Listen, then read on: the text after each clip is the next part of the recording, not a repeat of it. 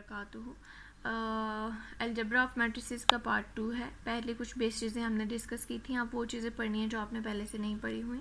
तो इसमें जो एक और पॉइंट आपने मेन पॉइंट पहले से नोट डाउन कर लेना है कि ए बी की whole power n is equal to n B n hold करेगी if and only if A B is equal to B A होगा।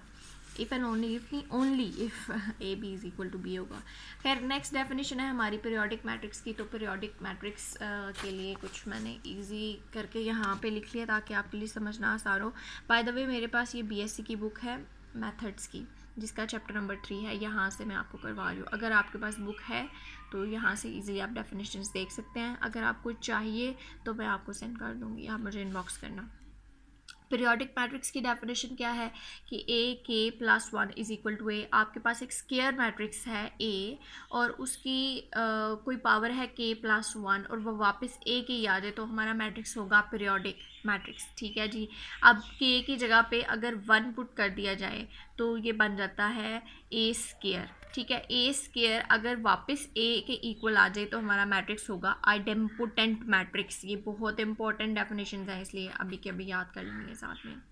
इसी तरह से जी अगर किसी मैट्रिक्स की कोई पावर है, कोई पावर ली जाती है और आंसर आपके पास 0 आ जाता है तो उसको हम कहते हैं निलपोटेंट मैट्रिक्स। इसका मतलब क्या है कि मेरे पास एक स्क्वायर मैट्रिक्स है ए, उसको मैंने 2 टाइम्स मल्टीप्लाई किया, फिर मैंने 3 टाइम्स मल्टीप्लाई किया, 3 टाइम्स मल्टीप्लाई किया तो A3 आ गया। A3 आंसर क्या आ गया 0। A3 यानी A को 3 टाइम्स मल्टीप्लाई किया तो आंसर आया 0। तो इसका मतलब है ये जो मैट्रिक्स है ये निलपोटेंट है ऑफ इंडेक्स 3। इसी तरह से अगर मैं A को 4 टाइम्स मल्टीप्लाई करके आंसर 0 आया है तो it means this is nilpotent of index 4। इसके अलावा जो इम्पोर्टेंट है नेक्स्ट डेफिनेशन दैट इज अगर स्केयर मैट्रिक्स ए को 2 टाइम्स मल्टीप्लाई करने से आंसर आइडेंटिटी मैट्रिक्स आए तो उसको इनवोल्यूटरी मैट्रिक्स कहते हैं। ठीक है, ये भी बहुत इंपॉर्टेंट है। अगेन स्केयर मैट्रिक्स को 2 टाइम्स मल्टीप्लाई किया जाए यानी उसका स्केयर लिया जाए और आंसर आइडेंटिटी मैट्रिक्स आए तो उसको इनवोल्यूटरी मैट्रिक्स कहते हैं। ठीक है जी। इसके अलावा आपने साथ में कर लेनी है पहले ये डेफिनेशंस आपको पता होंगी, skew symmetric matrix, symmetric matrix, ठीक है, हर्मिशियन मैट्रिक्स और स्क्यू हर्मिशियन मैट्रिक्स। ये फर्स्ट ईयर या 10th क्लास की बुक से आपने डेफिनेशंस रिवाइज कर लेनी है।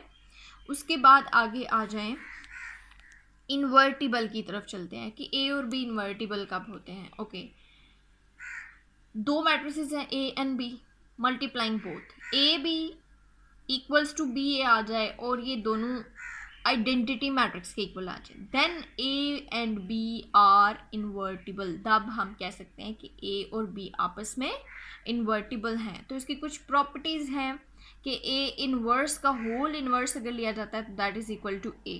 ठीक है जी।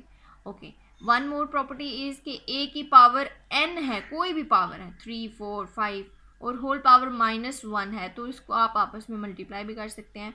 ऑल्सो आप पावर को एक्सचेंज भी कर सकते हैं, यानी -1 को अंदर ले आए और n को बाहर ले जाए।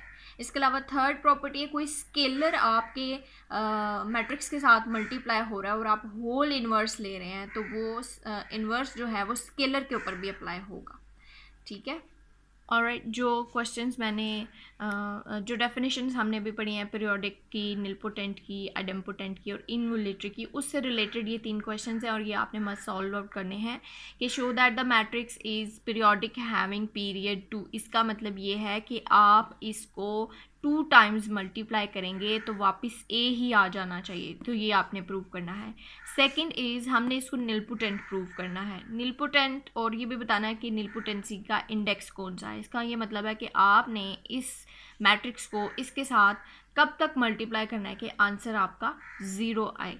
अब फ़र्ज़ करें 2 दफ़ा मल्टीप्लाई करने से आंसर 0 होता है तो आपने कहना है कि ये निलपोटेंट है और इसका इंडेक्स है 2। फ़र्ज़ करें इसका 3 दफ़ा मल्टीप्लाई करके आंसर 0 आता है तो आपने कहना है इट्स निलपोटेंट ऑफ इंडेक्स 3। इसी तरह से इनवोल्यूटरी की तरफ चलेंगे और इनवोल्यूटरी का मैंने क्या कहा था, इस मैट्रिक्स का स्क्वायर लेना है यानी इसको इसी के साथ मल्टीप्लाई करना है और आंसर क्या आ जाना चाहिए आइडेंटिटी मैट्रिक्स। तो ये प्रूव करना है। ये 3 क्वेश्चंस हैं, you have to solve it.